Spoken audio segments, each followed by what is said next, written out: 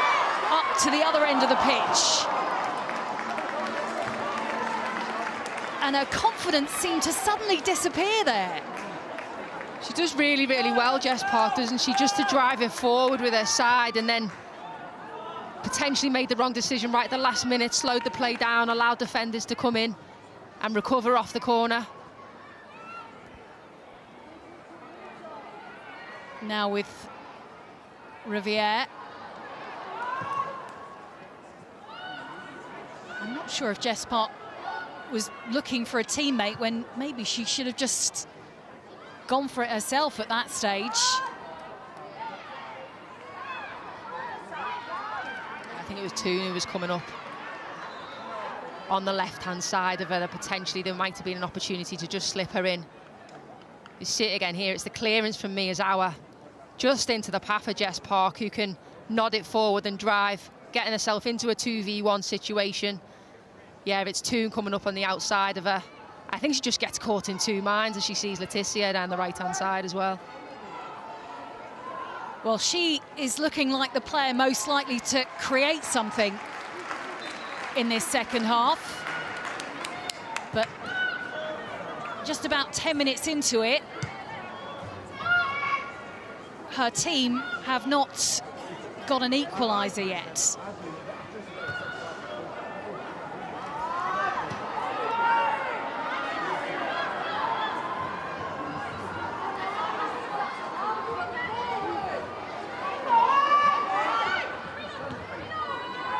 Forward from George, back to Sandberg. And field from Seke. Now with Mala to Toon. Toon picks out Rolfo. Sandberg is there. Venegas, who makes sure she gets the first touch, and the flag raised by the referee's assistant says that that is a touch that takes it out for a corner. Yeah, it's really good build-up play for Manchester United. If they managed to finish that one, it would have been a really good whole team goal, but it's good defending from Venegas from Brighton. But again, really having to be switched on from this corner and this set piece, because Manchester United just looking a little bit more alert, a little bit more hungry in the last 5 or 10 minutes or so. Corner then for Manchester United.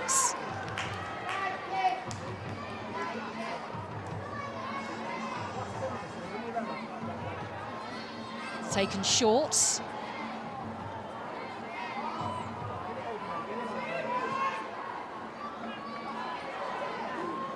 Leticia, little back heel from her. And well wide of the Brighton goal in the end. And so the first changes are made.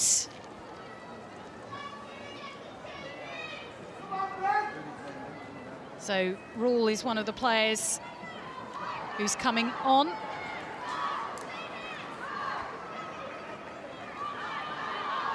So Kafaji comes off. And Rule, the other player who's come off. And Rachel McLaughlin comes on.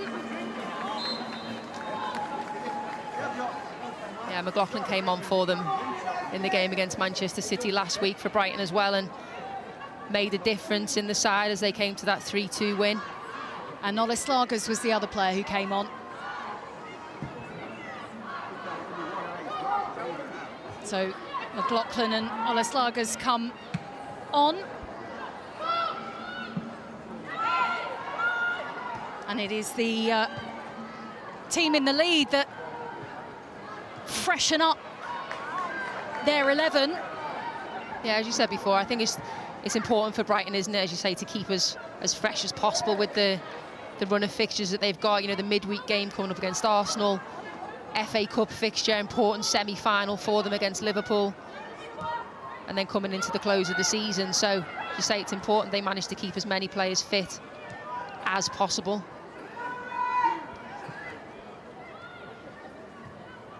this the penultimate game of the season for Manchester United, but Brighton with a bit more football to play.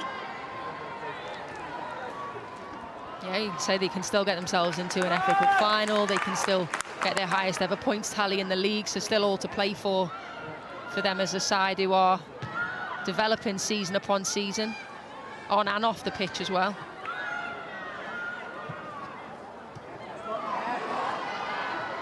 Now with Laetitia. She's still going, Laetitia. Right into a Venegas wall in the end.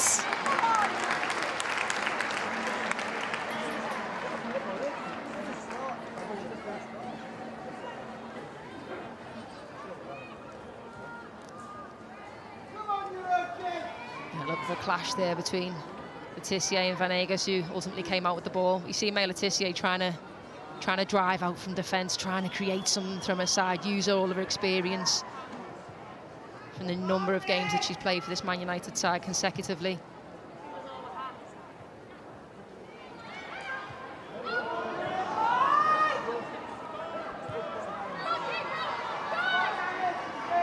Ball with Seke.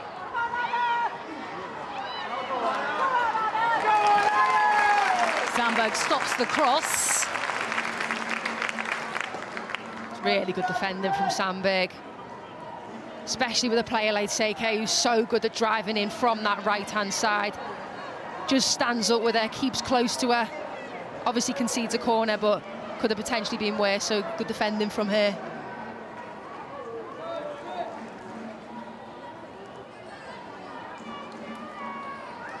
And they have presence within that box, don't they, Brighton, in terms of height and aerial capability.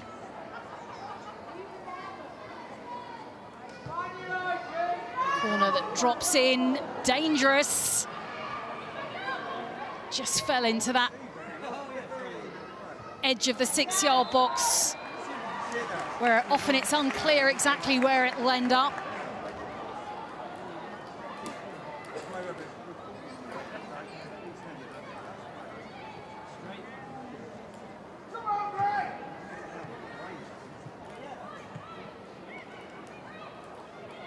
Well, if things stay as they are, then Manchester United would remain on 39 points with only one league game left to play. Arsenal, having played 18 games, would be on 41 points. Chelsea and Manchester City have both played 20 games. Manchester City 6 points above Chelsea on 49 points. Mark Skinner, though, talking about the fact that they have played an awful lot of football this season, Manchester United, because they got so far in the Champions League. Yeah, exactly, and obviously started off a little bit earlier in the Champions League as well, so played a really high number of games, high volume against quality sides as well, and gave a really, really good account of themselves, and wasn't really much sure else they could have done in that Bayern Munich quarter-finals, but as you say, it's just towards the back end of the season. Rolfo.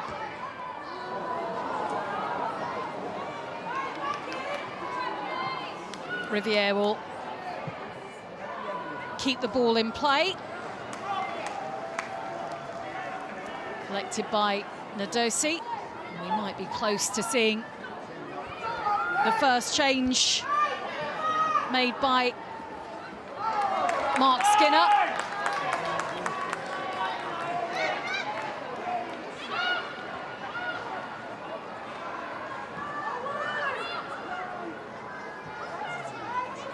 Yeah, it would just be an opportunity for them, wouldn't it? Just to bring on some fresh legs and potentially fresh minds a little bit. You say the work rate is good from them at times. It's just that that final decision making just seems to be off from Manchester United.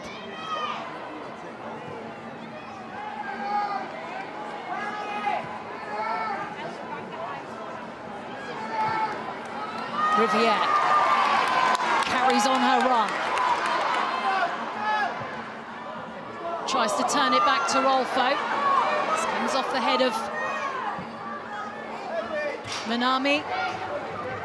I'm not sure she actually meant that direction for the clearance, Minami, but it was actually a really good header. Comes to Park, the pass to Rolfo, just a bit too strong. And I think this might be the opportunity for this change to be made, perhaps, and it will be Rolfo who makes way.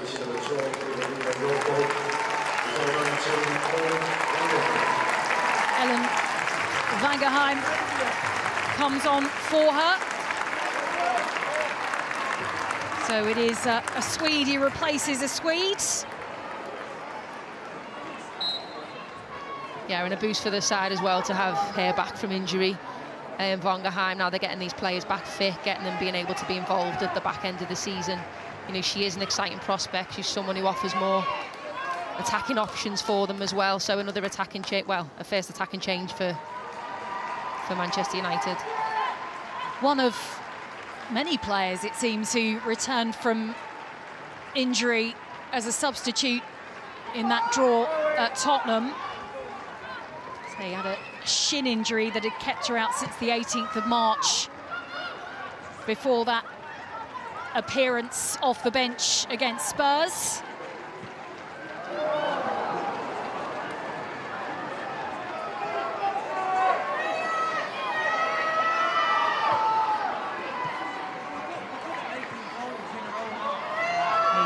Zigiotti.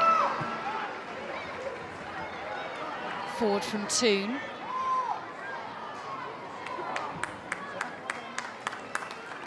First touch from the substitutes.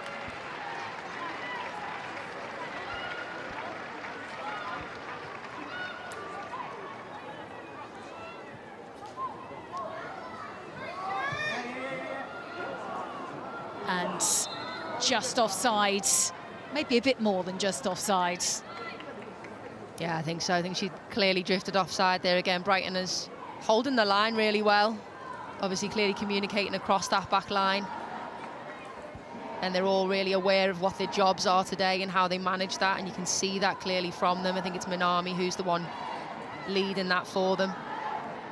Interesting again, those clearances gone up from 29 to 15, and you know, Brighton winning those tackles, putting their bodies on the line as well, Brighton, but you can see they've been under pressure, but again, still yet to concede.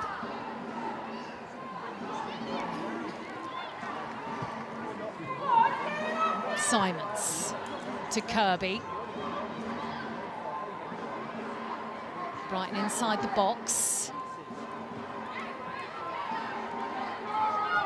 Back to Kirby again. Seke into the 6-yard box.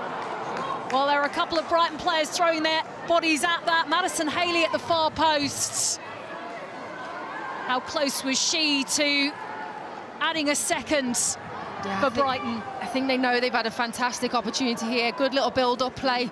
Seke with a brilliant cross. Simons in there, Haley in there. Ball across the 6-yard box, beating Manchester United defenders, and it is Haley and Simons right to the back post, can't quite connect with it.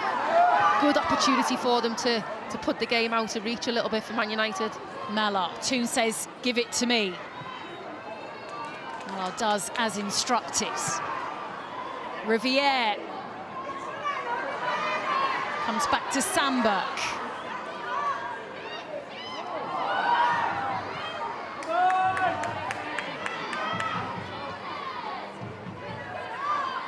Sandberg again. Two Brighton players stay with her. McLaughlin fresh off the bench.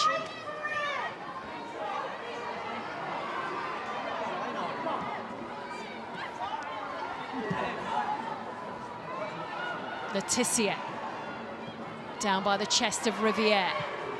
Now with Park. Not quite to Sandberg.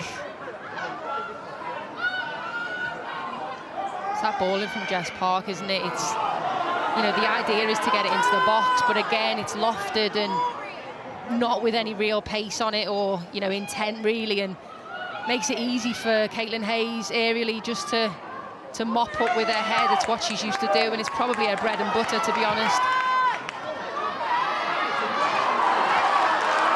Now with Mallard. going Mallard. Smothered by Brighton players. Will come back to Toon. Shot is blocked. They're appealing for something here, the Manchester United players. I think suggesting perhaps there was a handball as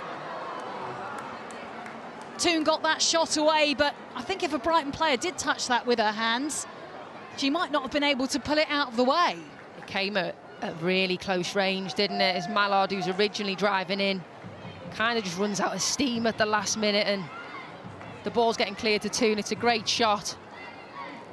Yeah, and I think it's Venegas whose arm they're claiming it's hit, but not sure she even knew too much about it, to be honest.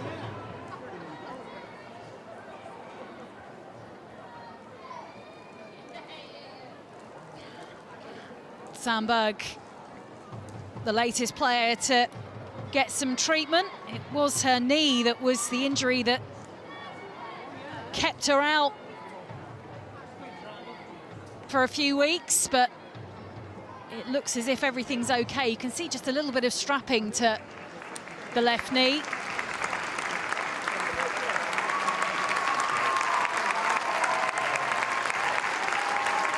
Getting a lot of appreciation from the fans there, Sandberg. She offers so much to this Manchester United side. She's a fantastic 1v1 defender, but not only that, going forward, she can be so dangerous.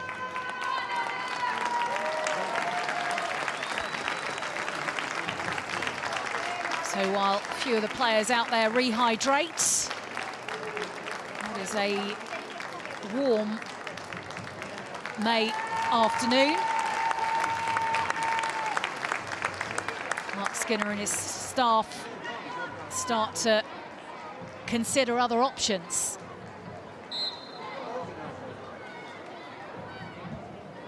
Yeah, because if you look at it, both sides have still only had one shot on target. You know, creating things, but actually troubling either goalkeepers has come few and far between. Now with two.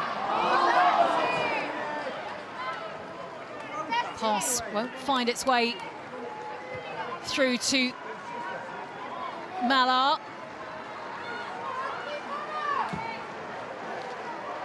That's another thing we spoke about before, wasn't it? When you're coming back from injury and you're asking, you know, what it's like to be out there as a player. Sometimes your brain is telling you to do one thing. She had the right idea, the right intention there too, but the body's doing something different, and it's just kind of getting that sharpness back. So I think Anna Sandberg's afternoon is over. Expect to see her replaced in a moment. Skinner about to make a couple more changes.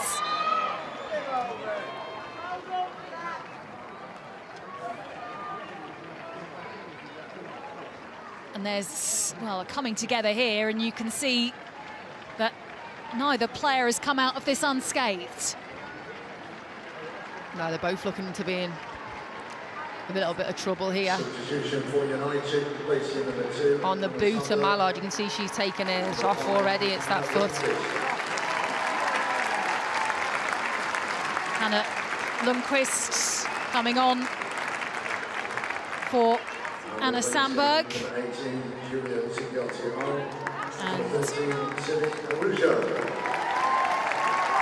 Simi Awujo coming on for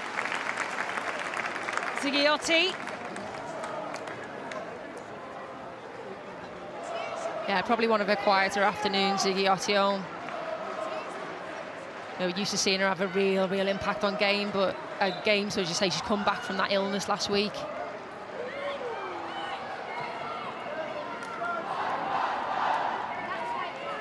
Yeah, maybe didn't have the impact that she would have wanted to have today, but you know, there's a player who has, you know, is having an impact on this game, is Frank Kirby, trying to catch Tullis Joyce off her line there with the little chip.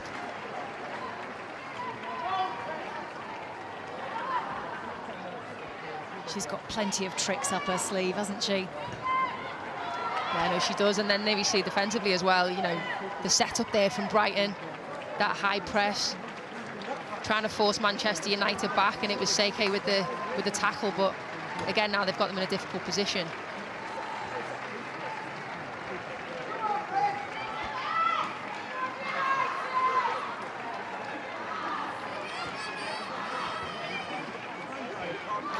to McLaughlin.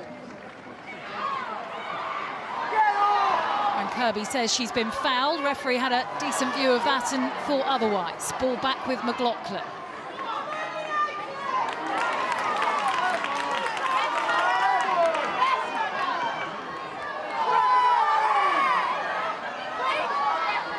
Lundqvist.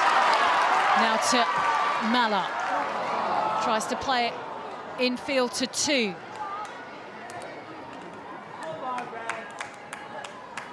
Just couldn't quite get out of her feet there, could she, Mallard? Just trying to find Toon, who again was demanding it in the middle of the park. She's not shying away from anything, Toon. She wants to get on this ball. It's just that execution in terms of trying to find her in the right spaces.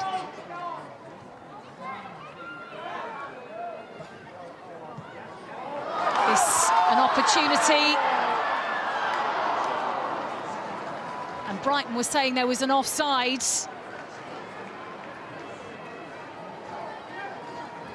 Yeah, it looked tight, didn't it? As the ball originally coming from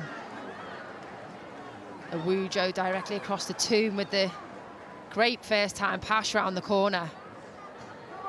But again, that Brighton line just holding strong, and did she drift offside? And that looked like it.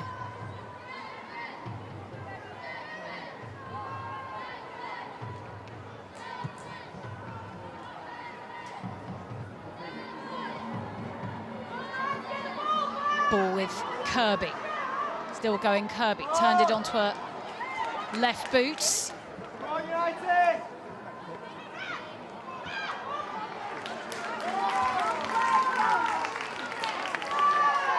Toon. Quickly throws it to Mallard.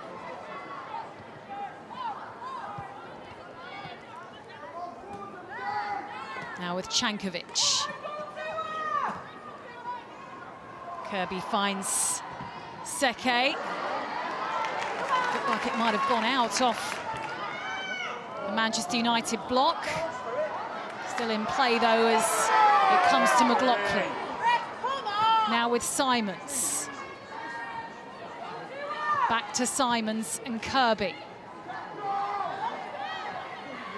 Who's going to have a go here? Comes to Seke.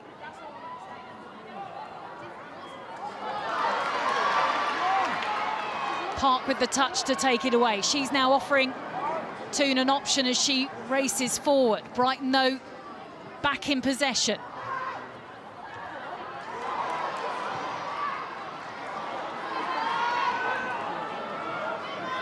Now with Vongerheim.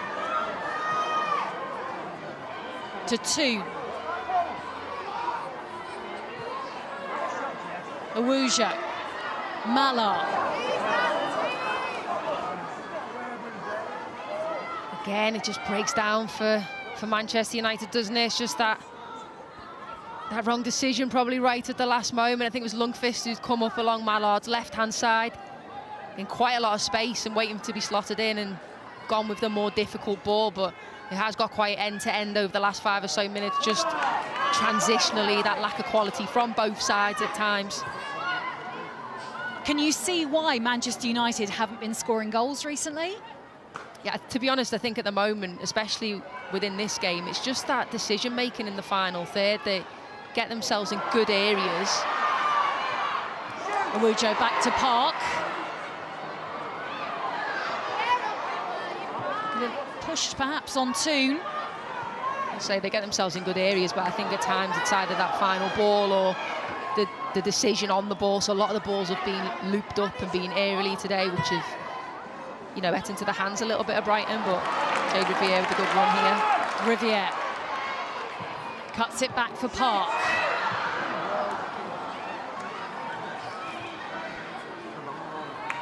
I think also when you're talking about the lack of goals as well, you can't forget that Elizabeth Tayland, who is, you know, a key goal scorer for this Manchester United side, has been out of the side with injury of late. I do think they're missing her in the goal scoring department as well.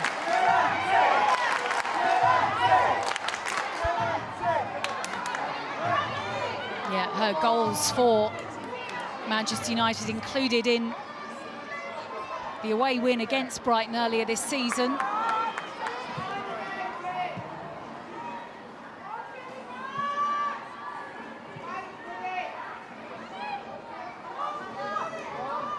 An important player who is being missed by Manchester United at the moment. Here, though, it's with Kirby. Lundqvist stays with her. She's done really, really well there, Frank Kirby. Wasn't really much more she could have done. No real teammates in support of her. Manchester United players all around her. And she's done really, really well to win the throw. Using her experience within the WSL over so many years, just to get her side ahead in this game and, you know, helping them ride it out a little bit.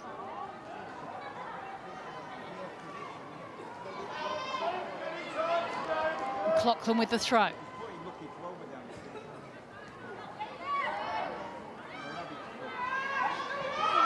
Aruja, pull on her from Haley. And I think unsurprising that she is shown a yellow card by the referee. Yeah, for sure. So it looked potentially, she's gone, was there a hair pull in that? I'm hoping not, because obviously she's got the yellow card, and if not, then it should have been a red. But as you say, we've only got the beauty of seeing that back once, but it's a shake at the head from Haley. It was definitely a foul. Well, that has been a talking point, hasn't it, in the last few weeks? Certainly in the Champions League. Yeah, something we're seeing creep into the game more and more. You know, we saw the one from Katie McCabe where it got a yellow, didn't get sent off, and then in the Bayern game the player gets sent off for doing it, and it is a heavy talking point within the women's game at the moment, but you know, it's ultimately a straight red card. Right, we're about to see quite a few changes. Double substitution being made by both sides. And Maya Letitia is one of the players. Oh, I was going to say, is she coming off? I can tell you that Jade Riviere is definitely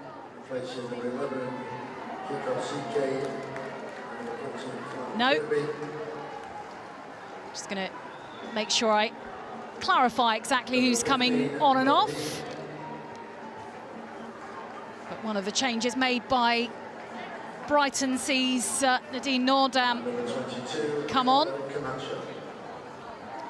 And we're also going to see Carlo Camacho, who turned 21 today. And Seke will not be scoring in yet another league game. So Jess Park is going to be coming on.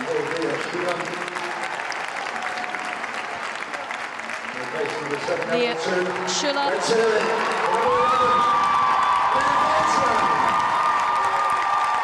And huge cheers for Leah Galton. A great round of applause for Leah Galton as she comes on for her last home game as a Manchester United player. Yeah, listen to that round of applause and huge uproar from the Manchester United support there. Just shows just how valued she is as a member of this side. She's a fantastic player, hampered with injuries of late, but when she was on her game, unbelievable. So difficult to defend against. Incredible pace and directness and capability of scoring fantastic goals as well.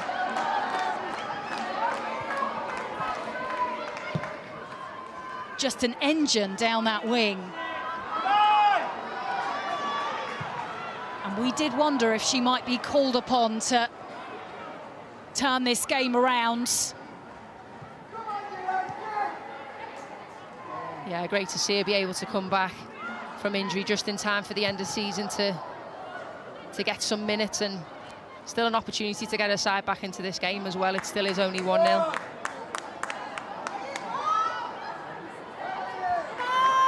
So the players who went off for Manchester United were Jess Park and Ella Toone, with Schuller and Galton coming on.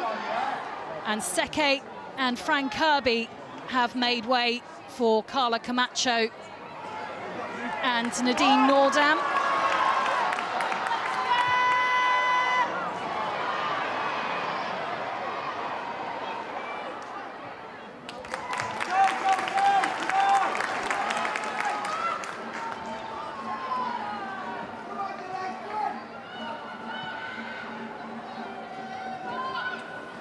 Just under 7 minutes plus stoppage time for Brighton to hold on to this lead or add to it, for Manchester United to change the story of this game.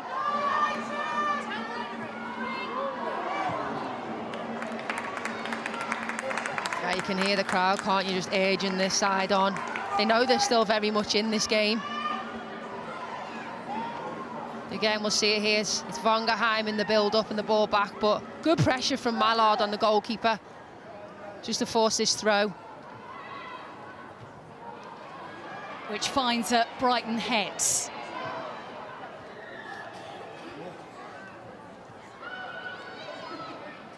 Lundqvist.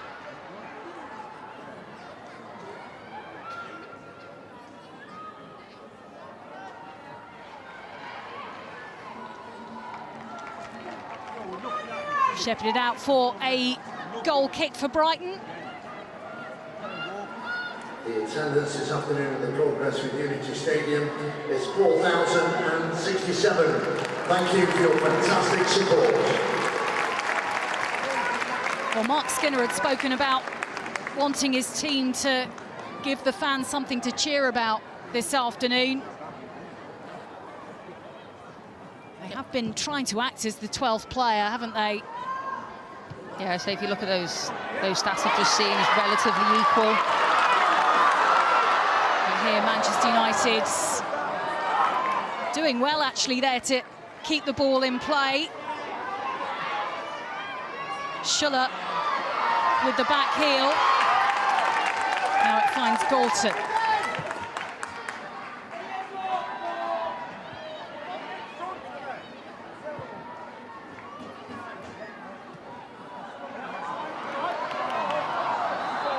To Awuja, but she will have been aware of that flag being raised in her peripheral vision.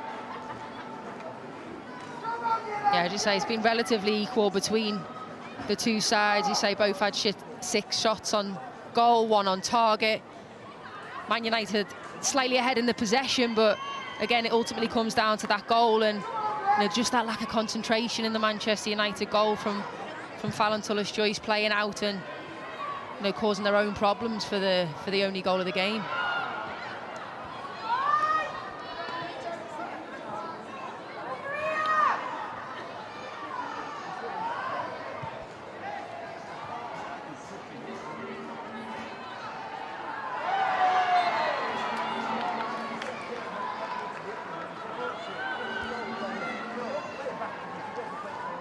Riviera is back on her feet.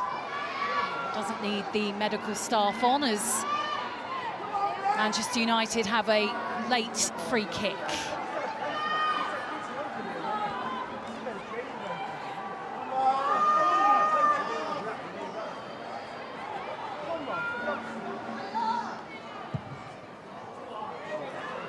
Forward from Letitia.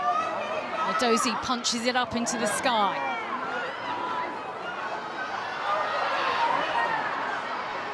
Now it's with Simons.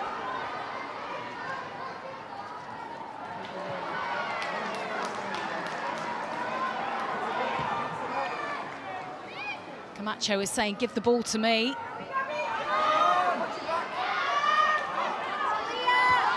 Not too long to go here. And if it stays like this, then Brighton will be the first team to beat both Manchester sides back-to-back since Chelsea managed it in November of 2024.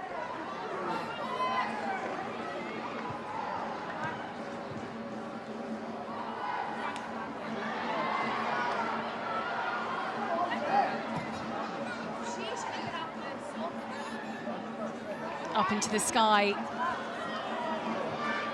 from Camacho.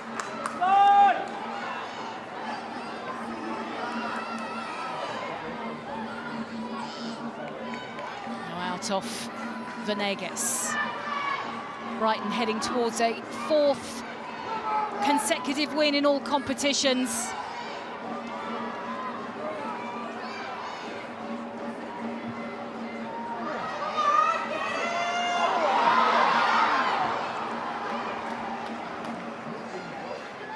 And if you're a Manchester United fan at the moment, you want that ball to fall to Leah Galton, don't you?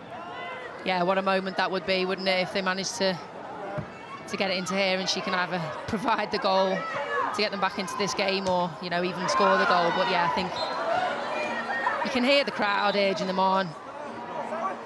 They are still very much in this game. It's those final decisions, you know, the ball when you do get a free kick, just coming to Laetitia, the long ball there with any real direction on it, not so much.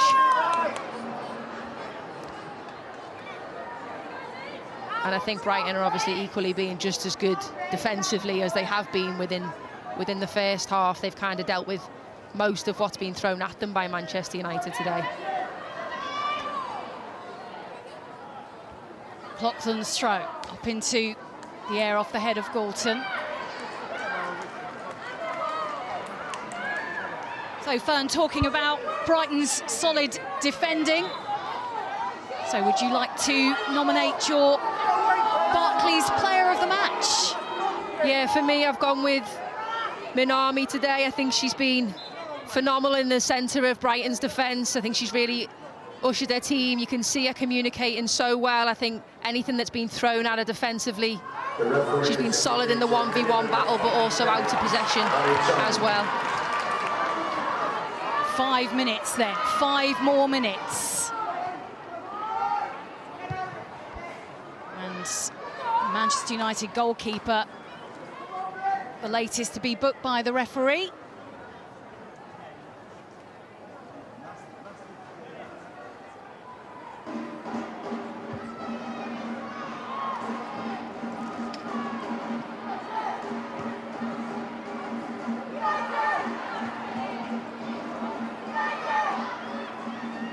Here with Brighton.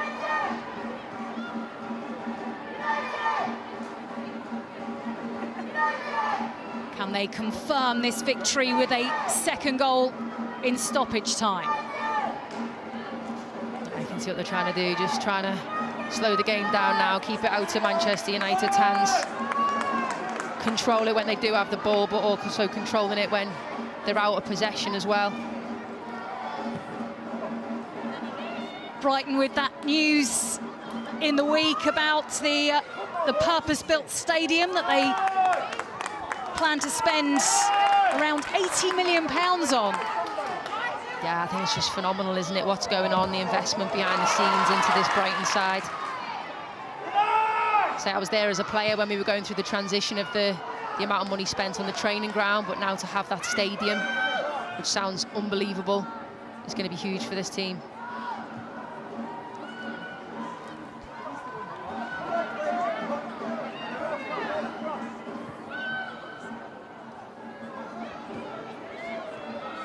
With George. Miyazawa.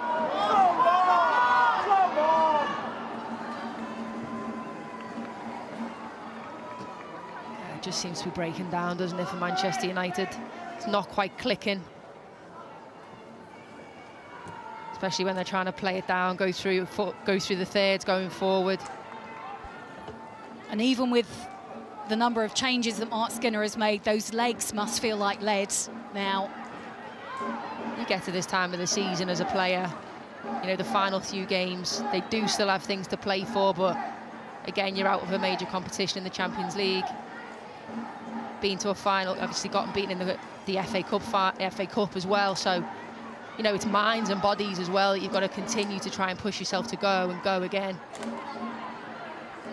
Looking at that player there, Laetitia, she's not missed a game, and that's, you know, that's challenging for anybody. Ball is with George. Launched forward by Laetitia to Malar. Mallard will take it back, and that is an equaliser. In stoppage time, Schuller on target, and suddenly it's all square. Manchester United won, Brighton Hove Albion won. Yeah, we know they're capable of scoring late goals, Manchester United, and it's the initial ball long from Laetitia who finds Riviere. Really good from Mallard just to get a cross in. Instinctive finish from Schuller inside the box, but they've changed it up. They've found Riviere in space down the right-hand side, which is what they've tried to do on occasion. Yeah, and it's a really good finish from Leah Schuller. She's been pushing to try and get that goal for Manchester United in the league, and arguably earned a side a point on this occasion.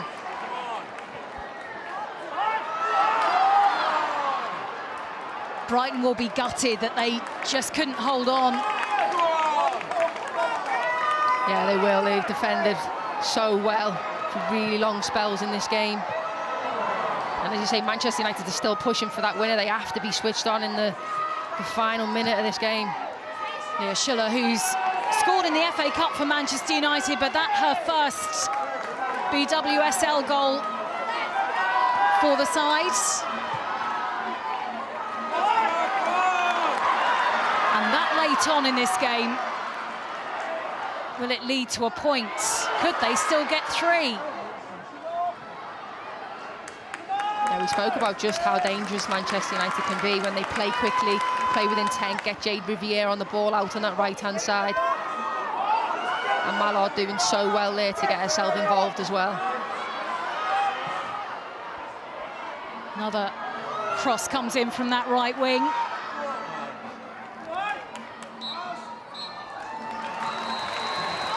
And the full-time whistle goes. And it will not be an historic win for Brighton away against Manchester United. The points will be shared in the end.